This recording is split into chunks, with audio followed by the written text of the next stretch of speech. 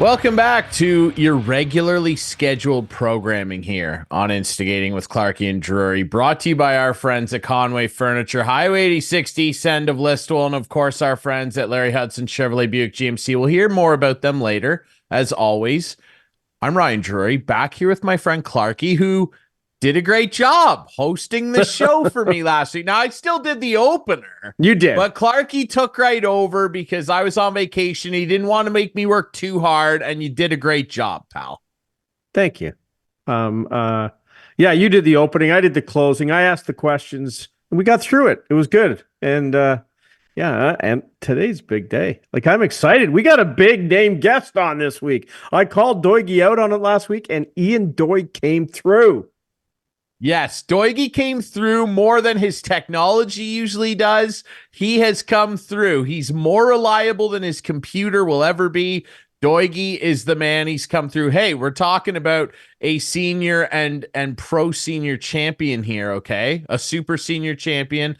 Like, this guy, he knows how to sink a big putt, and he's brought on a guy later in the show. We're not gonna reveal it right now, but he's brought a guy on later in the show that knows a thing or two about sinking some big putts. All right, so yeah, it's going to be a lot of fun. And we have a guy who knows a little bit.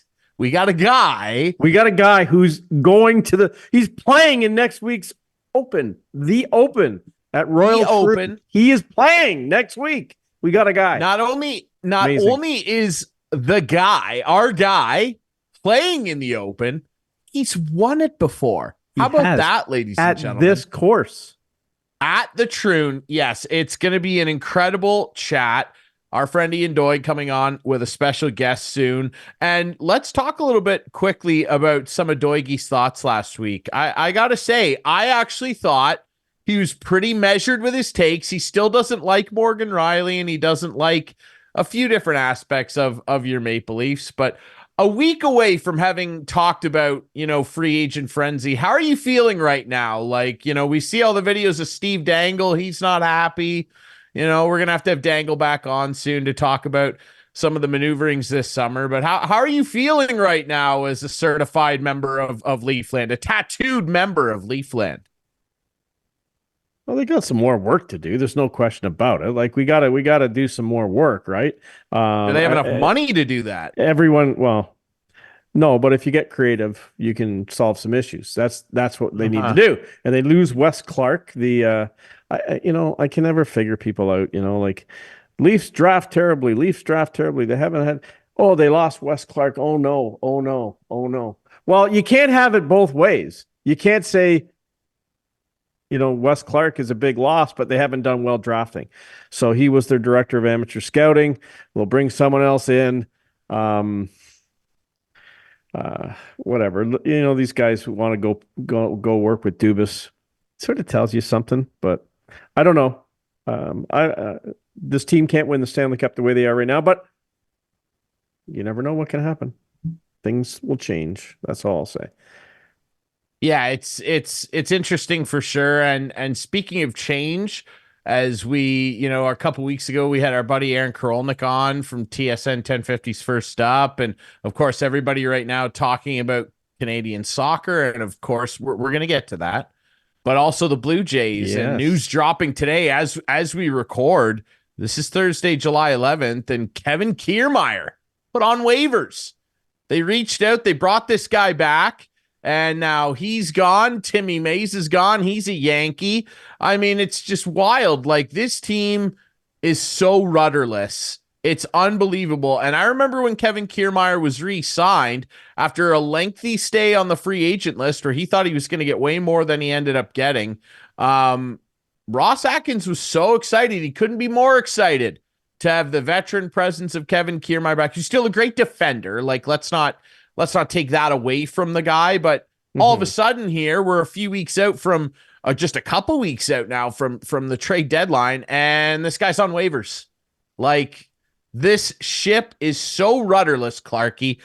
Look, you would know this better than I because, well, first of all, you've been alive for the entirety of the existence of the team. Have you ever, and that's not, I'm not being insulting. I'm saying you have a breadth of knowledge here that I don't have. What I'm asking you is, can you remember a more rudderless season in Blue Jays history? Because I cannot.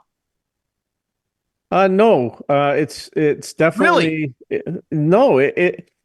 And I haven't gone through a season with more fan apathy. Like it's just people don't People care. People people have aren't written even them mad off. anymore. They're not mad anymore, which is They the just don't worst thing care. ever, right? Like that's the worst is when you don't care. And um, I just cannot believe they're letting. I say both Shapiro and Atkins, but at least Atkins, he's allowed to do anything. Like, there's no way this guy's coming back, right? There's no way. I don't know. I'm getting worried that they're going to continue just letting this ride. I'm really worried. I am. I have growing concern that apathy has reached the ownership box, and that old Ed and the board are just going to let this train continue rolling down a track to nowhere right into the side of a mountain. And I Exactly. mean, let's be fair. They've crashed into the mountain. They're through the other side of the mountain. Like they're heading for a valley to nowhere here. I mean, I genuinely, But it's like you said, Clarkey, it's the, depressing. I yeah, genuinely, like, people aren't even fired up anymore. Like, no. I don't see Jays hats out there. People have put them away. Like, people genuinely do not care about this team right now.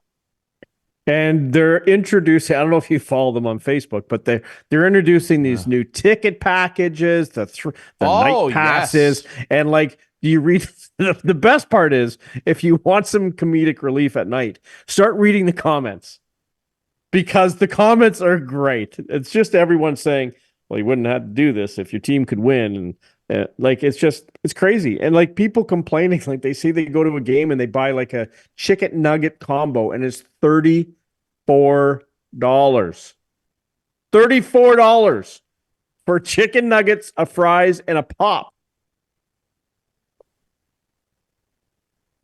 I I genuinely I wonder when the breaking point is for people. And I mean, maybe we've reached it for now in Toronto, but I mean on a general scale, because look, we talk a lot about the politics of sports, and stuff like this just further adds to my apathy toward pro sports. Look, I love the sports, I love the games. I'm not a big fan of the leagues and the way they're run, and there are so many layers to this that go beyond the Blue Jays. Look, the Blue Jays, you can't say they're not spending money. They spent money. This is a very expensive, it's the most expensive roster in Blue Jays history, which is Yeah. almost adding to the depression level here. They spent all the money on the stadium back to back years. There's cup holders that you can, hang that pop, that big fountain pop with your $34 nuggets on, so you can put your pop away instead of between your feet now. So I mean, an improvement. I mean, let's give them their due diligence here. Good job, Mark. Really appreciate those cup holders, brother. Thank you. But it's incredible that they still continue to gouge people for going down to watch this disgustingly puke-worthy product on the field. They are a joke. Danny Jansen might be the best player on their team. I think Danny Jansen might be their best player, and that's not disrespect to Danny Jansen. But when have you ever seen a team where the best player on their team is their catcher? Like, that can't happen in baseball. You cannot have your best player be your catcher, and Danny Jansen might be their best player. It's so infuriating, and it's, again, I'm just scared that they're going to let them continue. But then you see other things like minor league teams that are being shuttered. Seattle's minor league affiliate moving away because the city wouldn't fork out $32 million dollars for a stadium. So the ownership group's like, great, we'll just move the team. It's like, yeah, good, do that. It's unbelievable to me. Like, you It feel is bad when unbelievable. things like that But just, happen. yeah, I agree. You do. But getting back to the Jays, it's just like, yeah, sure, Danny Jansen might be their best player, but like, Moreno might have been their best player, and other guys they've traded might have been their best player. I just don't think this team has done anything to improve themselves. And yeah, they went after Ohtani, Ohtani in the offseason and everything else. And that set them back. You're hearing all these excuses now. I listen to TSN 1050 in the mornings with our buddy AK and Carlo, and Steve Phillips was the best this morning, and he's giving them like he's protecting Ross Atkins, and I'm like, what? Why? And the AK's all over him, which I understand. And I think, you know what, Steve Phillips would be a great general manager.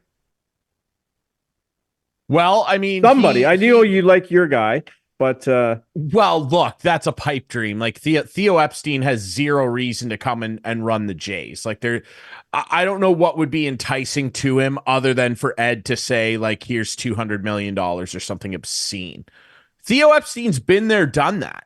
He ended the two most remarkably historic curses, if you believe in such things, in baseball history. Like, what's appealing to him to come to Toronto other than a big stinking pile of Rogers money? Like, what's appealing to him?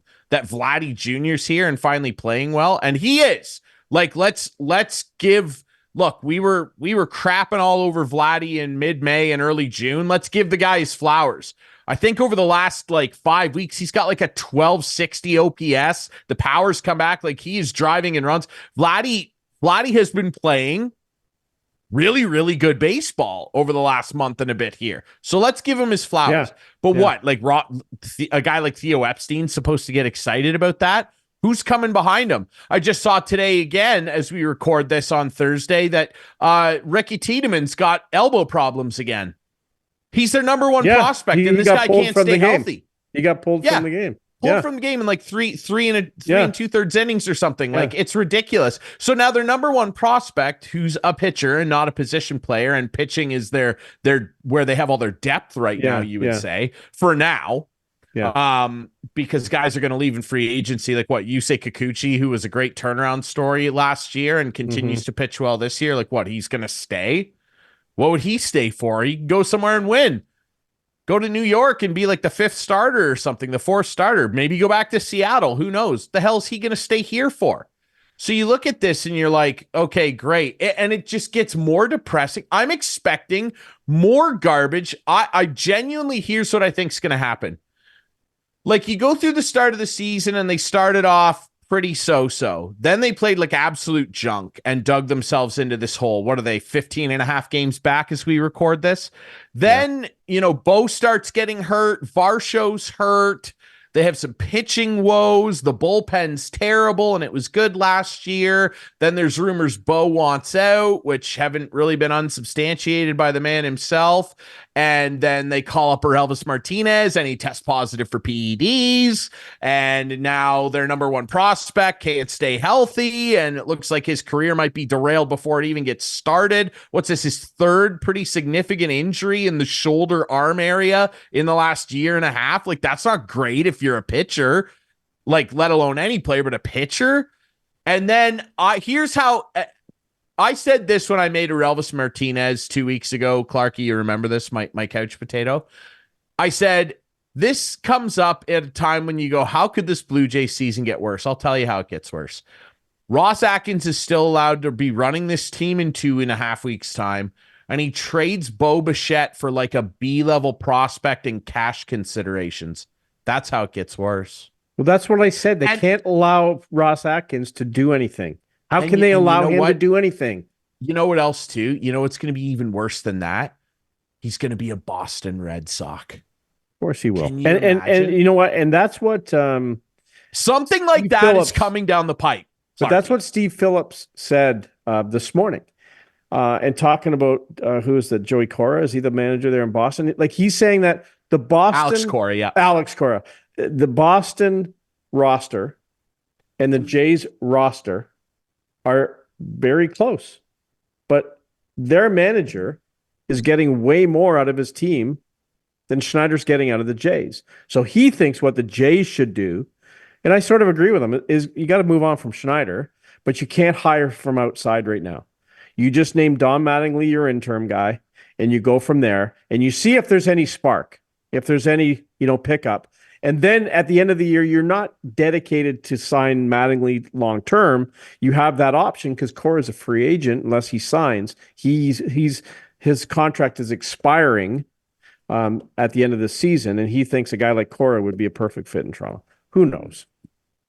Yeah, but again, there's a guy where World Series champion. He was in charge of that very controversial Astros team. Okay, banging garbage cans, and we don't have to dig into that for the 50th time. But he was creative. But what?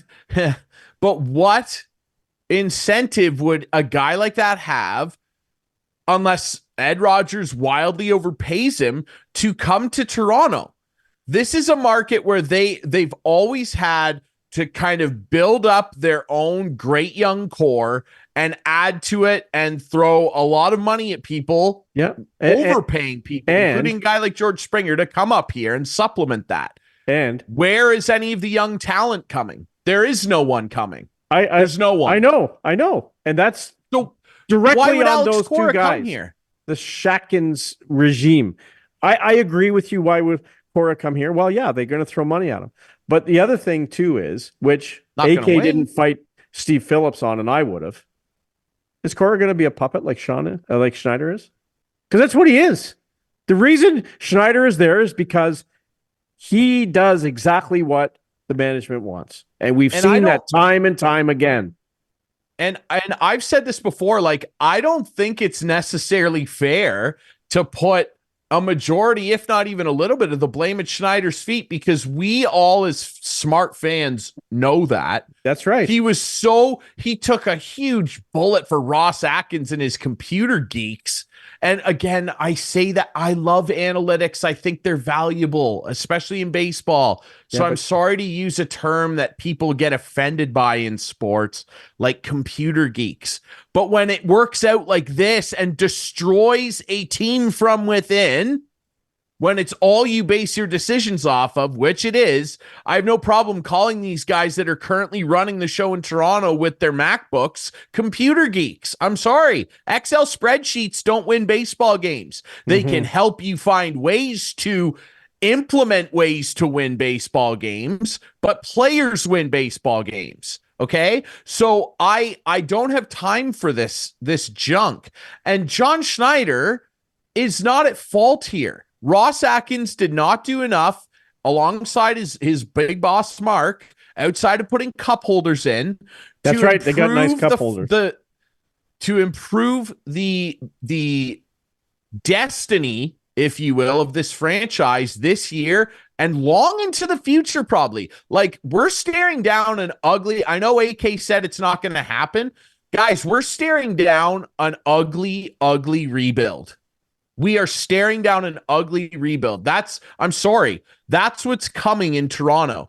There is no other option, because what are they going to do? Go out and try and sign a bunch of guys in free agency that don't want to probably come here anyway and overpay them and spend $100 million into the luxury tax like the Mets tried to do? Sorry, don't think so. And they draft terribly. There's no high-end prospects coming other than Tiedemann, who's hurt all the time. Their farm system's ranked at best 22nd. That's the highest I saw anybody rank it. SI had it 22nd. They average about 26th. There's 30 teams in Major League Baseball, if you remember. Like, what are we supposed to be excited about? Like, honestly, Clarkey, if I could sit down with Ross Atkins, I would love to have a sit down, honest, forthright chat. No cameras. Yeah, good luck. With Ross. And I would honestly love him to tell me, like, if they had one of those town hall meetings, tell me what I'm supposed to be excited about regarding this team, and do not mention Vlad or Bo. What do you got? What am I supposed to be excited about? Right. Ricky Tiedemann, who might never even play in the majors based on the mounting injuries he has? Mm-hmm. Who is it? I like Davis Schneider. He's a fun story last year. He chips in every now and again. Dalton Varsho? because he makes a nice catch in the outfield every now and again while the two guys he was traded for mash in Arizona. Yeah, Gabriel Moreno's having a bit of a tough down year this year, but he's going to be a tremendous He's a kid for still. Years to come. And Lourdes Gurriel Jr. continues to be a very serviceable hitting outfielder that drives runs in consistently and gets on base and steals. Before we go here, we got to wrap up soon because we got a special guest. But we do. Like, as you know, your Facebook and Google and everyone else is always listening. And I just got served an ad. Yeah. Blue Jays packages. 25 season ticket membership. And I go through the comments. Does the team get an upgrade as well? As soon as Atkins gets booted, until then, have fun in the basement. Lila says, "You got to be kidding me. You can barely make me pay for a game this year. I don't want tickets to the circus." Yeah, no. It's good reading. It's fun. And again, when you bring up the stadium renovations and all that stuff, it's like rolling nice paint over a turd. It's still a turd. It's still a turd, and fine. It's done now. So get rid of the genius, Mark Shapiro, who did all the renovations. It's time to move on from these guys. And it just sickens me. Rust, ladies and gentlemen. Just sickens me all the time. Alex Anthopoulos was a Blue Jay. You want to know what else, too? Alex Anthopoulos was there. You want to know what else sucks, too? They did all this, like, painting over the corpse that is the Rogers Center. Yeah. And in, like, 15 years' time, when no one cares how it looks anymore and it's still just a big cement slab, and the Jays want a new stadium, they're gonna do the same thing that teams always do, that we saw the Rams do, that we've seen Stan Kroenke do numerous times, that we've seen Oakland do. They're gonna leave town. That's what's gonna happen. They're gonna leave town. Ed Rogers is gonna come knocking with our sky-high internet and cell phone bills, and he's gonna go, "I want the city of Toronto to pay for a new $700 million baseball field." And people, if we're smart up here, are going to say no. I hope they do. And the Jays will leave. Well, I hope they do in a situation like that. We're not paying for your stadium. No, we're not paying for your stadium. That's what's coming. You might be right. That's where my mind is at. Nothing but negativity. I hope it wouldn't happen. And the biggest reason I think it wouldn't happen is because Rogers sees the value in owning this franchise for their TV network. No, they don't. Oh, I think they do. Not when they want 600, 700 million for a new stadium, they won't. And some guy in like Memphis or something goes, "We'll pay for it, man." Well, it's never happened to a Toronto team, right? So we'll see. Maybe you're right. I don't know, dude. I'm sorry. I'm negative, and we got to turn this show around, and we're going to do that in a big way because we're a week away as we record this, literally a week out from the Open, one of the best times of year to be a golf fan. And as promised, we got a great special guest coming up next here on Instigating. Our golf analyst, golf pro, senior PGA Canada champion, and super senior champion Ian Doig is going to join us, and he's bringing along a very special guest next here on Instigating. Don't go anywhere.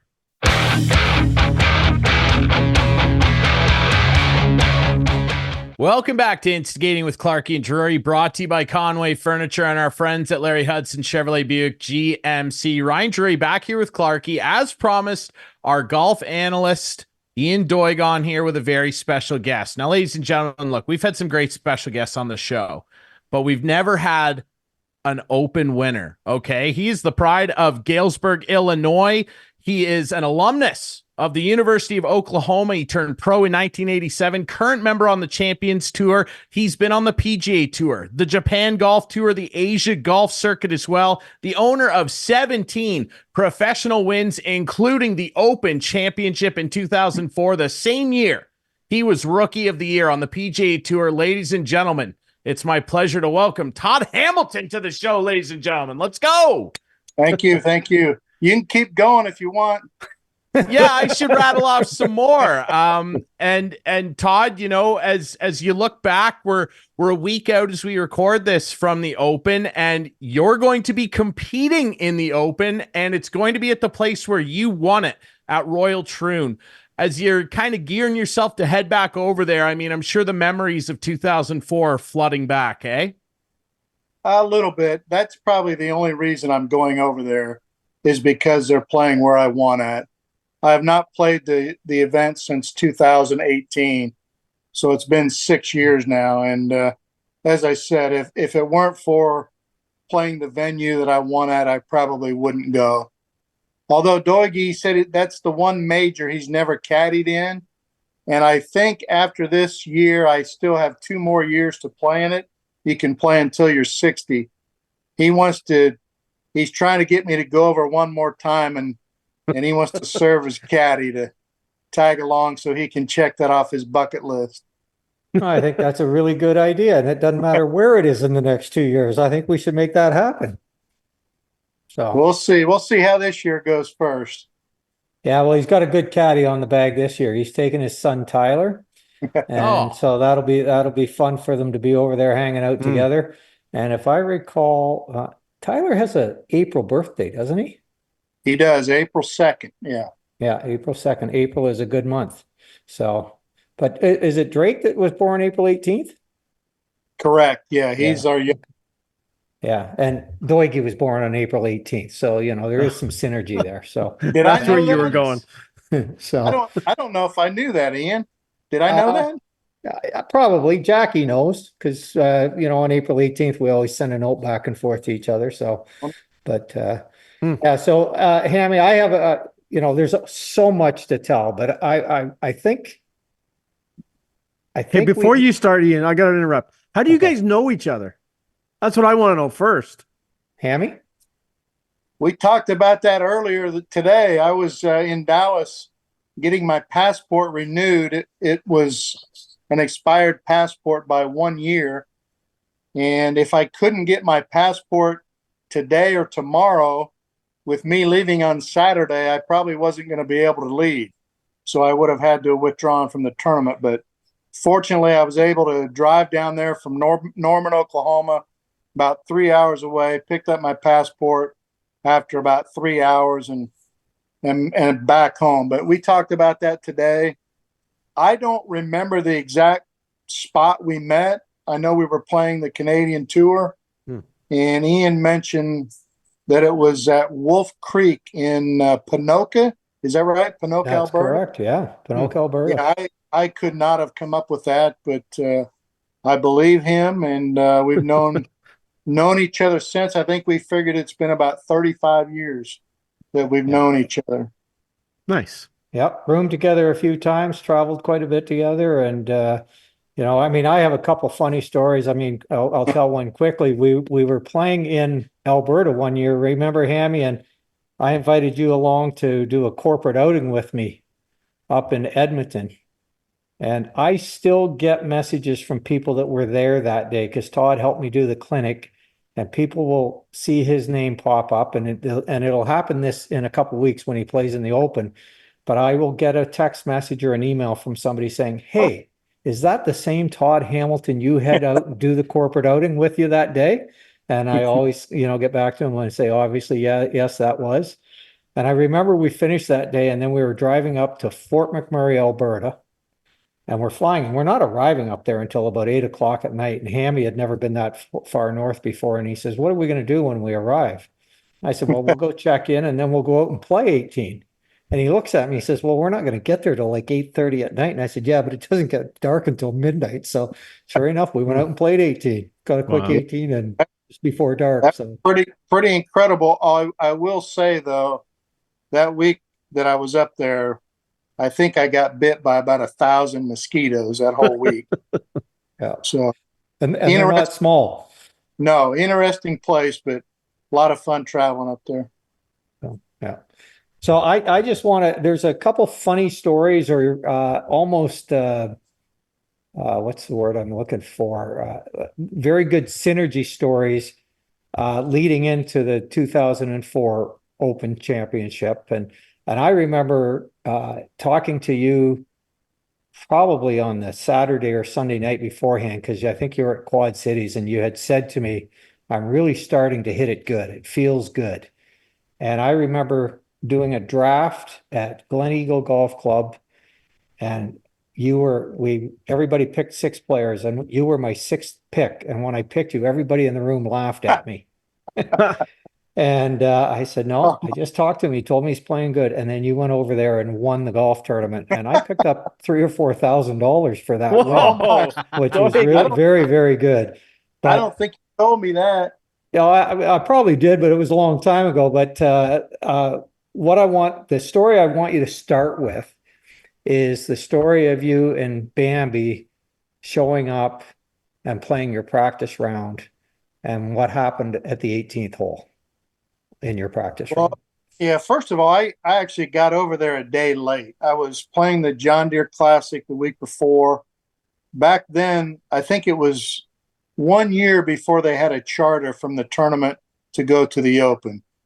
So I was flying from the Quad Cities to Chicago, probably straight to Edinburgh. I forget which, or it might have been Glasgow. But there was bad weather in the Quad Cities that night, and my flight got canceled.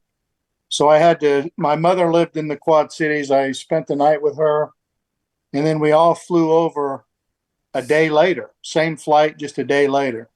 So instead of getting in there Sunday, or let's see, it would have been, I think I got in there about Monday noontime, and obviously was kind of rushed I actually had played the course back in college, but couldn't remember a thing. So the main thing I focused on was getting good notes, and I was kind of tired, but I just want to get good notes. But to talk about your story, we got to the 18th hole, and of course the stands are full of people, and you got the big yellow and bluish scoreboards, leaderboards on either side. And I think Adam Scott had come over and joined us playing the 18th, and I forget who the other guys I was playing with.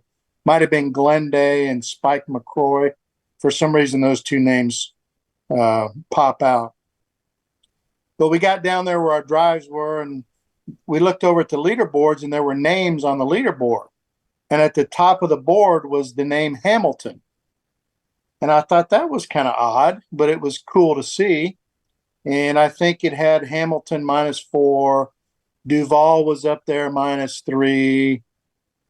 Probably Els or Woods, bigger names than myself. So it was kind of an omen. Obviously, you never would think that is going to spur you on to victory. But come to find out later, the guy that was in charge of scoring was a member there, and his last name was Hamilton. So he wanted to see his name at the top of the leaderboard. So that was one odd thing that, looking back, might have been a telling of what was to come that week. Well, it certainly feels that way for sure as we chat with Todd Hamilton, the 04 Open champion. And I want to talk about, obviously, the 18th hole, because that 18th hole played a very big part in your journey to the Claret Jug, obviously. And, when you're thinking back on that final Sunday and you're going neck and neck with Ernie Els, a pretty darn good player in his own right, and you get to that 18th hole and you send it to a playoff, and you get there again, and he just pushes that putt just a little wide left. Take me back to that moment if you can. Like, what's going through your mind as you line up for that final shot? Because I'm sure it was just pure euphoria as you watch that ball roll into that cup. Yeah, I'm going to go back one hole prior. We were on the 17th hole, which was the third hole of the playoff. It was an aggregate 4-hole playoff. Combine your scores and see who's the best. So we both had parred the first 2 holes. We played number 1 and number 2. And then we did kind of a candy cane loop and came back to 17, which was a longish par 3, and then 18. As I said, we both parred the first 2 holes. We got up on 17. I believe I had the honor and hit it shot. One of those that's in line with the pin, and it's hard to tell how close or how far away you are from the hole. But the way the gallery reacted, we thought it was pretty close. Turned out to be about 15 or 20 feet short. And Els pulled his shot to the left of the green, which was probably the toughest up and down if you missed that green. And I remember walking off that tee, and my caddy says, "You're just parring him to death." And sure enough, I made the par. He did not get up and down. So we went to 18, and I didn't hit a very good tee shot, fortunately, because if I'd have hit it solidly, I would have gotten further right than I ended up and been in some really heavy and high rough. We both hit 2-irons off the tee. He hit a great high draw 2-iron right down the middle. Carbon copy of the one he hit in regulation on 18. I got up to mine. I hit a 5-iron, hit a pretty good shot, hit it solidly. I knew there was a bunker about 10, 12 yards short of the green. If I could just carry that bunker, it was probably going to bounce up on the green. And, if I 2-putted for par, he was going to have to make birdie to send it to more holes in the playoff. Well, I hit this shot, and as it comes down, I hear the gallery go, "Oh," and I never saw the ball bounce. So I'm thinking, man, I hit it in that bunker, which is not a very good spot to be. So I think he hit a 7-iron. He probably hit it about 15 feet, just short. And it was almost the identical putt he had in regulation. So we get up there, and I don't see a ball in the bunker. And I take one more step and look over a little ridge, and the ball had just carried on the very top of that ridge and just trickled over to a level lie. And I think what happened is there'd been people in that bunker splashing sand out. So there was sand on top of the bunker. And when the ball hit, it hit in part of that sand. And that's why we never saw it bounce. It just hit very softly and just rolled over that little ledge down to a flat spot. So I was probably about 10, 11 steps off the front of the green. And I remember the pin being on, I think it was 21 steps. So I'm roughly 100 feet from the hole. And I've been using this hybrid the whole week. I use it as a 3-wood. Most hybrids people have are 2-iron, 3-iron lofted clubs, but I was not a big fan of a 3-wood. So I had a hybrid that was actually my 3-wood that was bent from 17 to 14 degrees. So the guy that made the club up, it was a company called Sonar Tech. And the guy that made the club up, his nickname was Sticky. And I don't know why they called him Sticky, and I probably don't want to know why either. So I'm not sure how many times I'd used that to chip/putt from around the greens. But let's say I used it 12 times during the week. I got up and down every time except one time with it, and that was because I missed a 5-foot putt. So I had confidence that I could use this as basically a putter and just putt it through the fringe through the fairway, through the fringe, and onto the green. So I pulled the head cover off, and I said, "All right, Sticky, this is for you." And I hit it, and I didn't think I hit it hard enough, but I hit it the correct way where it had overspin and it just kept rolling and rolling. There was a small little ridge that I had to get up over to get up to the pin. And I didn't think it was going to climb that hill to get on top to the level part of the green. But sure enough, it did, and it stopped about probably 2, maybe 2.5 feet away. It was the perfect distance, just a little bit right of the hole. So I remember going up there and marking that, and I thought Ernie would make it because he had virtually the same putt in regulation, but it was a difficult putt. And watched him hit it. I don't remember how close it was. I know one of the two was very close. I think the one in the playoff was a lot closer going in than the one in regulation. So he missed it. So it was up to me to make this 2.5 foot putt. Now, if you timed me on all the putts I had that year from that same distance, I went through my routine, did everything I normally do.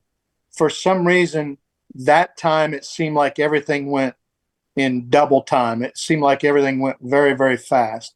But again, I went through my same routine and was probably spent the same amount of time on that putt as I did all the other 2.5 footers. So took it back, felt confident I was going to make it. I'm a pretty good putter. Knocked it in. I took one big step, bent down to get the ball out of the hole. And when I got about halfway down to the hole with my hand, I realized that it was over with. And it kind of hit me.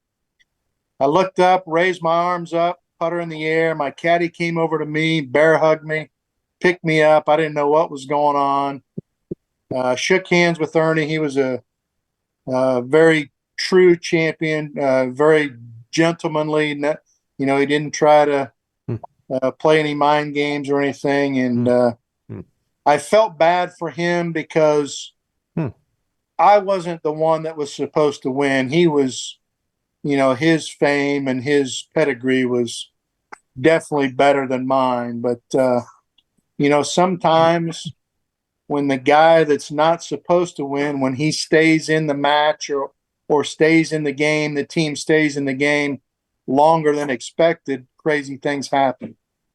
That was an amazing Absolutely. story. Like that's so neat hearing you describe that. And when you look at the leaderboard in that year, the top 10 guys like yourself and Ernie Els and Phil Mickelson and Westwood and Verplank and Canadian Mike Weir and Tiger Woods going into that Sunday, you're rookie on tour.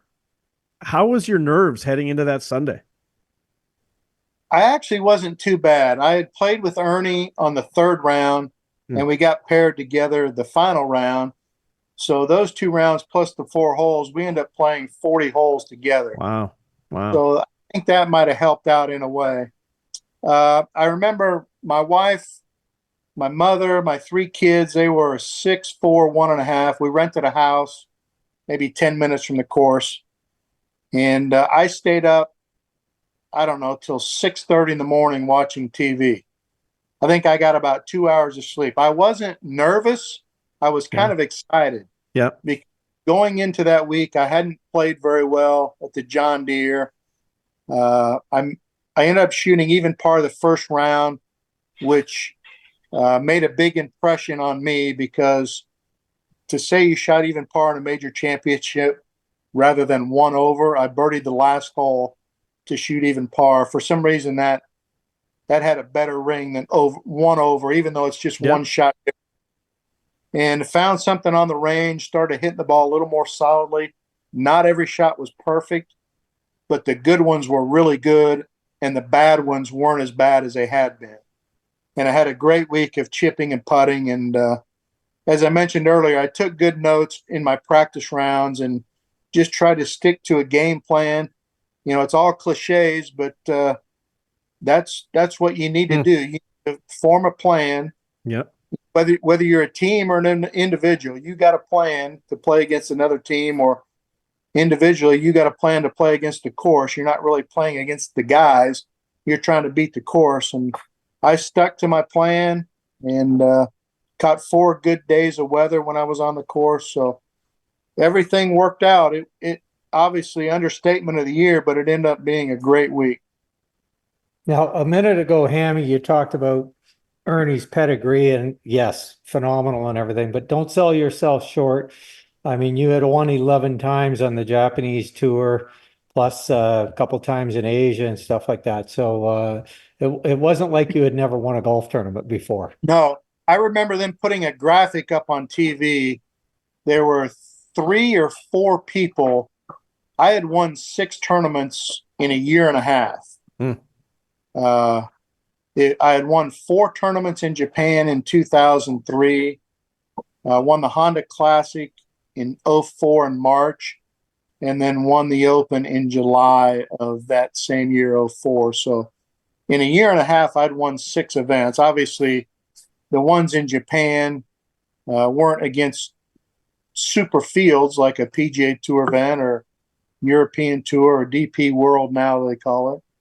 But I always told myself and told people that ask, winning breeds winning, whether it's junior golf, club championships, the Thursday night men's league. If you win, that gives you great confidence, and it's something that you can take to your next event or your next round, whatever it is. You know, if somebody shoots a 72 on Friday afternoon late and they know they're playing Saturday morning, they want to shoot at least 72 on Saturday, if not better.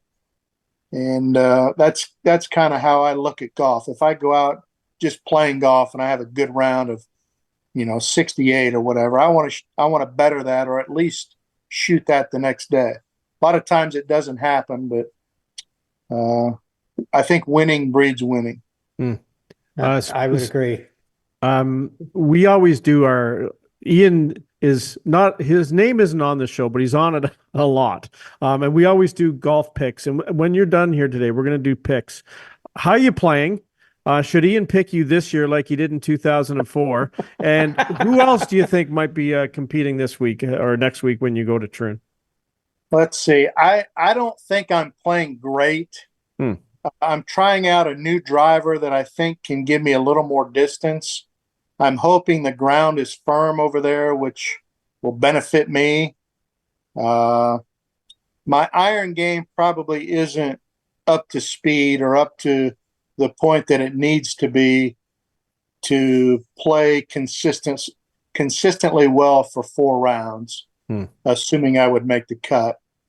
My chipping is horrendous, and I do mean horrendous. At my club, I used to drive by the chipping green and see guys that couldn't chip and kind of internally make fun of them. Well, now I'm that guy. Do you still have sticky? I have it, but I don't use it anymore. Oh, okay. My bunker game's not too bad. Mm-hmm. My chipping is not very good at all. Fortunately, though, you don't have to really chip in the sense that we know chipping over there. It's more a ground game, so you can putt it. You can. I mean, I still use that shot, but I just use it. I use a 3-wood now. Yeah, something that has a little more loft, gets it skidding on top of the grass and rolling. And I feel like I'm a pretty good judge of it. The guys I play with when I'm at home, they just laugh at me because they can't believe that I'll be 15 yards off the green and the pin will be on 30 feet, and I'll use my 3-wood and knock it up there to 4 or 5 feet. I can't chip. Seriously. Well, hey, Hammy, I know a guy that can help you with that, but unfortunately, I can't get there in the next day and a half. Here we go. Ian Doig Golf Academy. I know the shot I'm going to hit, and this is going to be terrible English, but I can't not do it. I know what I'm going to do, but I can't not do it. That's too funny. Well, it's actually, Hammy, if you think about this right now, it's pretty funny because Hammy and I played a couple practice rounds at the 2018 U.S. Senior Open out in the Broadmoor. And if you remember correctly, I couldn't pitch the ball from 30 yards, remember? And Hammy's giving me a lesson in the practice round. I'm trying to figure out what I'm going to do. And I had made up my decision that I was just going to make sure I never had a 30 or 40 yarder all week. I was going to play away from that area on par 5s and stuff.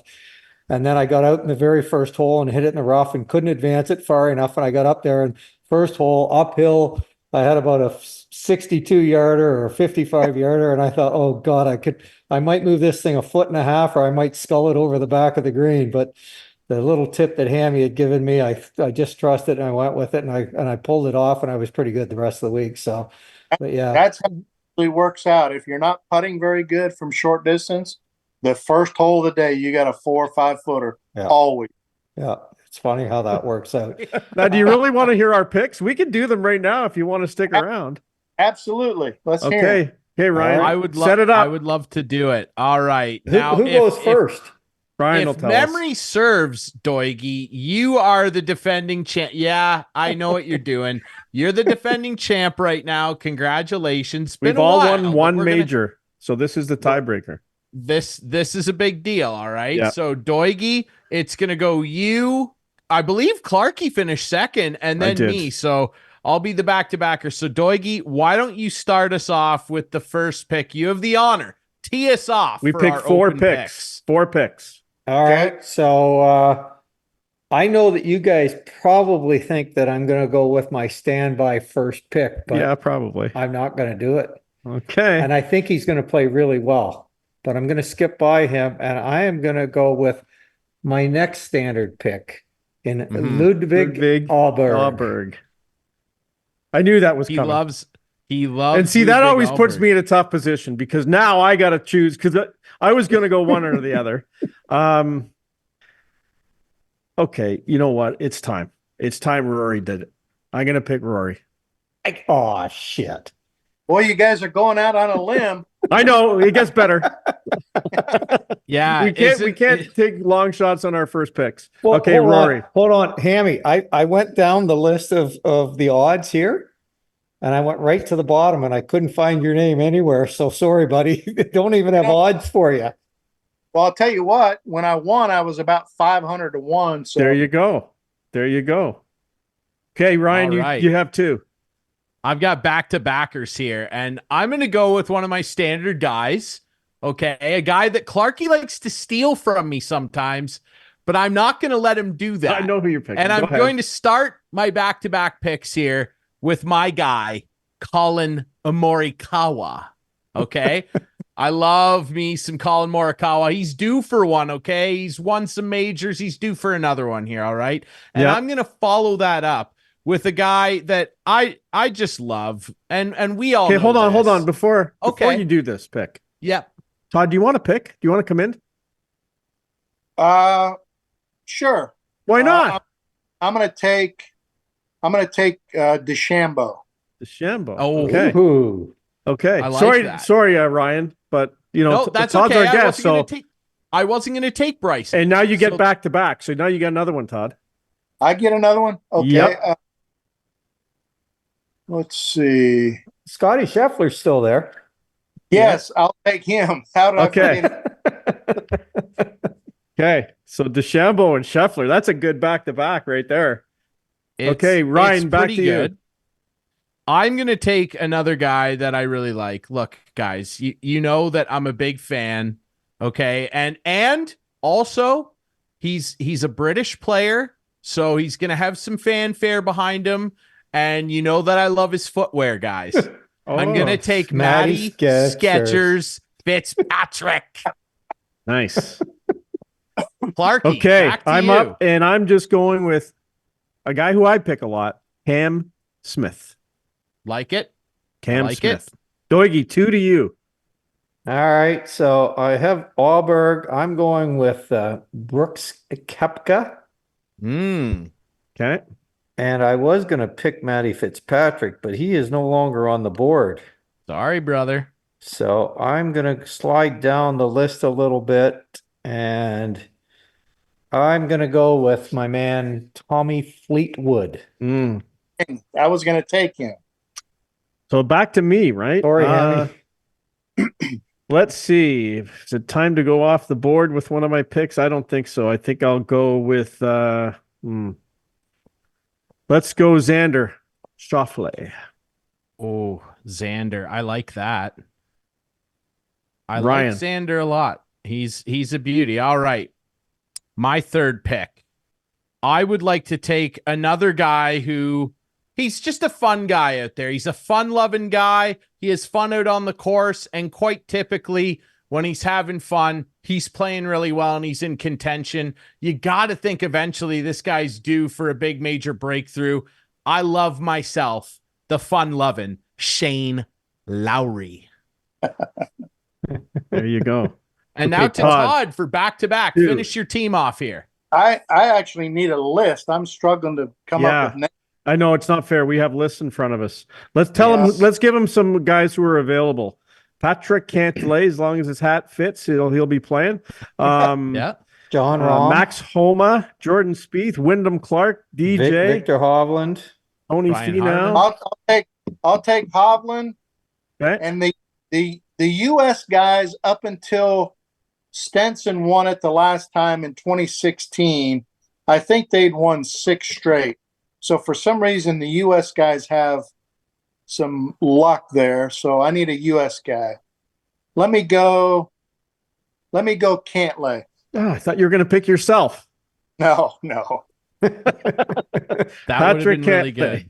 Okay, back to Ryan.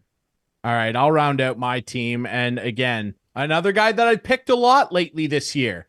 And I was picking him a lot early in the year when I was dusting you guys with what I win 4 straight tournaments to start the year. Just go.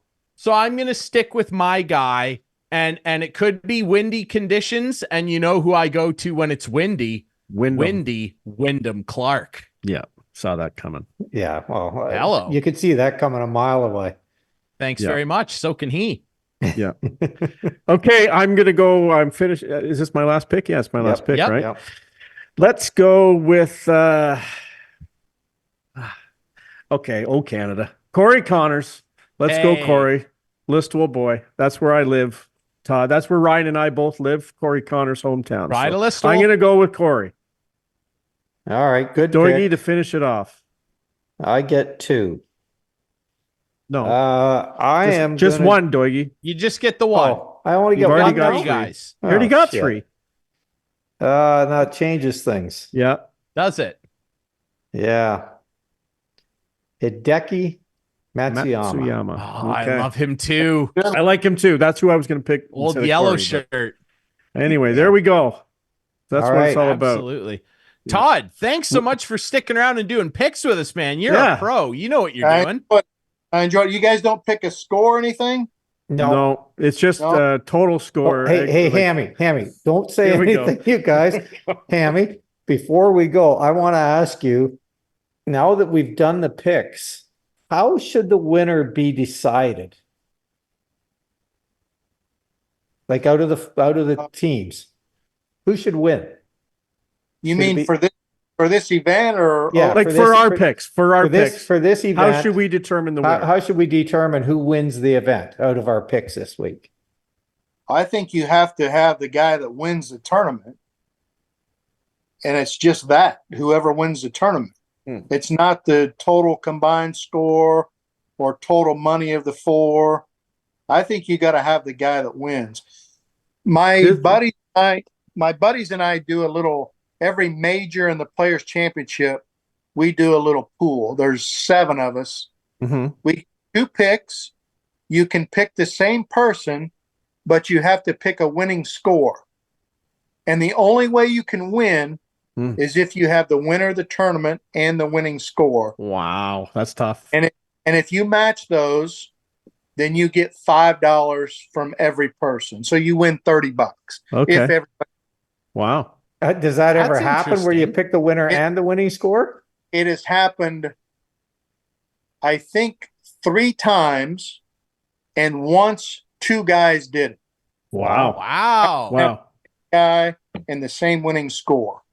Okay, So now what we do is we can throw out one of our scores in case somebody misses the cut.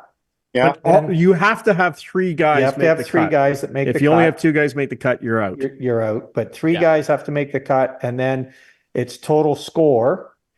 But if you have the winner, You get bonus. you get a bonus of 3 shots off. Guys, I'm open to using the Hamilton rules today. Not the score, but let's just say you had to pick the winner for this week's tournament. Okay. Ian, you Are we good on? with that? Sure. You guys, since you pick a different way, because you kind of go, Yeah. everybody gets 1 pick Snake, and then yeah. 2. So it might be better that you do it the way you do it. Yeah. Oh, Doigy, Okay. did you hear what You he asked- said? Yeah, exactly. Toigi, You I can guess- mail that hey- 10, Ian, mail that 10 down to Norman, Oklahoma. Hello. no, Ian doesn't like the way we do it. And the show's over, ladies and gentlemen. The show is over. Hammy, I guess we should have talked about this earlier today when we were on the phone. No, Got this you is lined up. organic. Ian thinks we should go with money. Who won the most money? But Yeah, like Kathleen and Yeah, I do it I don't know. every major, and we go based on money. Whoever wins the most money, the other yeah, one but has to buy usually if you dinner. pick the winner, you're going to win. Well, yeah, But it's better to you have pick a the winner. solid team as opposed to one guy. Anyway, So, we're going to go with the regular rules. You guys All right. get a whole hour on the way you pick. Yes, we could. We Believe me, could. we have before. We could, but we're not going to because I'm the boss around here, and this Yeah. is how we do it over Yeah. here. All right. Todd, Now- hey, we really, really appreciate you joining us this week. You've given us so much of your time. We're so excited. Oh to my watch gosh, he's got it there. It is. Whoa! It's there. We should have asked earlier. Holy cow, ladies and gentlemen. Look at that. It's a little dirty, but The can claret tell. jug. Wow. Hammy, I sent a picture to Clarkey earlier today, thinking he might Yeah. have put it up on. Well, on I'm not giving the it to Adam. producer here, you know. But, Producer Adam, where's the A picture? a picture of me kissing the There claret it jug is. in your kitchen, if you remember that day. Oh yeah, Yeah, I so do. yeah, so pretty special, It's a pretty good special to be able to hold that Yeah. thing, right? I mean, there's a lot of history in that claret jug, and Mhm. you know, my very good friend here, Hammy, we spent a lot of time together over the years, and very proud of him, and he's a good One of- guy too. one of Yeah. the best autographs I've ever given someone. I sent the picture, and it had the trophy in it, and I forget the guy's name. I said, "This is the only jug in Dallas with no silicone in it," and then I signed And you know what? It's hanging in my office. Forget his name. Because when it arrived, it came with a note and said, "This one is for private viewing only." That's funny. It was you, Doigie. Yeah, it was me. It's hanging in my office. All right. That's That's hilarious. tremendous. My goodness. Well, Well, Todd, there you like I go. said, thanks for letting us see the jug. I mean, even if it is a little dirty, the shine doesn't come off that thing, my friend, and it was well earned. Good luck over there at the Troon, a place you know well, and we're so appreciative you gave us so much of your time, man. Thanks for all the stories, and best of luck over there next week, my friend. Thank you for doing this. You bet. Thank you. It's good to meet you guys and good talking with you. All right, Hammy, All right, I'll ladies call and you in a gentlemen. couple minutes when we're off the air. right. Absolutely. All right. All right. We'll take one last quick break. Clarkey and I will wrap the show up next here on Instigating.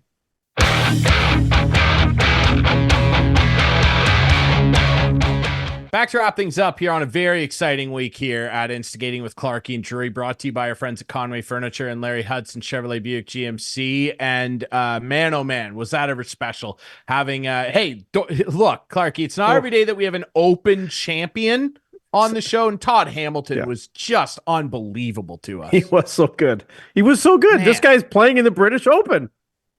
He is. He's And he made playing. picks He's with a us. winner, and he made picks with us. And I Watch kind of him sued win you. the- I kind of Watch him sued you win the there. picks. I didn't. I like when we were doing it. I was going to ask him, and I thought, you know what?